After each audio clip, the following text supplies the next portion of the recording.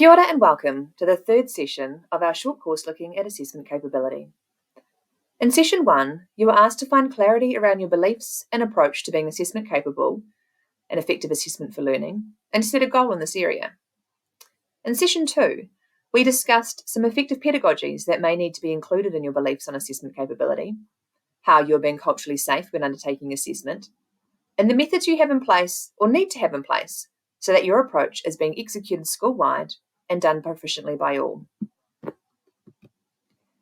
In this video, we will support you to inquire into your systems, routines, and practices that assist you in developing teacher practice so that everyone in your school aligns with your beliefs and approach and assessment capability, are using the effective pedagogies you identified in session 2, and are being culturally safe.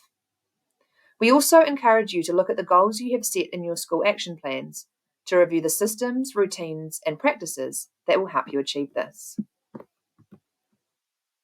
The Kahikatea Demonstration Report in 2015 identified a number of factors that are critical to accelerating Māori achievement.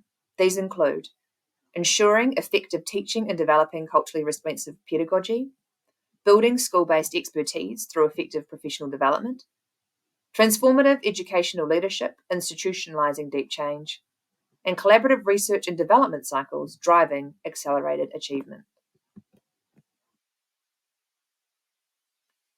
The best evidence synthesis on school leadership and student outcomes gives guidance on transformative educational leaders. The synthesis identifies that in high-performing schools, leaders promote professional collegial discussions of teaching and how it impacts on student achievement. They provide active oversight and coordination of the teaching program.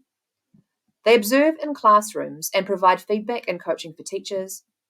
And they ensure systematic monitoring of student progress and use of assessment results for program improvement. These elements need to be deliberately planned and institutionalised in order to happen effectively. When reviewing the systems and practices you currently have in place to achieve your assessment capability goal, how do they align with these elements? Let's have a closer look at them.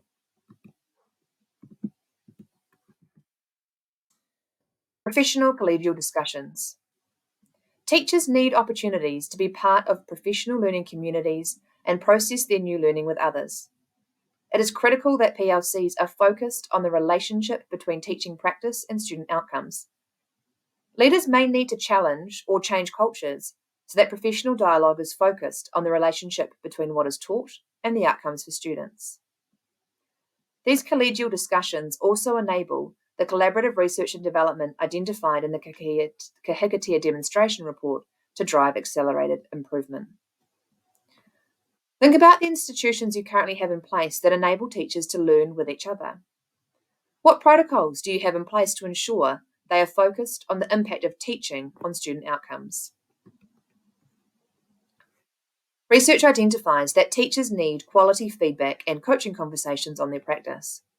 Accordingly, schools need robust systems and routines in place where there is effective observation and evidence collection with attention to the learners, explicit analysis of teacher effectiveness, development of high-quality feedback. Coaching conversations are also required to support teachers to reflect on the evidence collected and identify changes in their practice they need to make. Observations, feedback, and coaching also give leaders the ability to identify individual teacher needs and to provide the level of support and development appropriate to these needs. Teachers have a greater sense of efficacy when they can see the positive impact they are having on their students.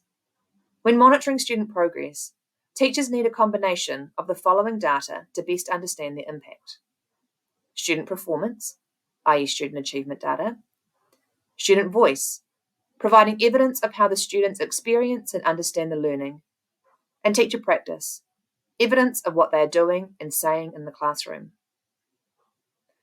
What do you currently have in place to assist teachers to collect evidence in these three areas?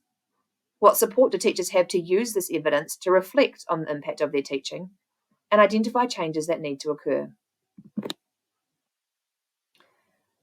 As stated, the Kahikatea Demonstration Report identified the importance of ensuring effective teaching and developing culturally responsive pedagogy, and building school-based expertise through effective professional development. Best evidence synthesis for teacher learning and development identifies some key principles to consider when inquiring into your systems and routines to shift teacher practice to ensure effective teaching, build skill-based expertise, and to align with your goals.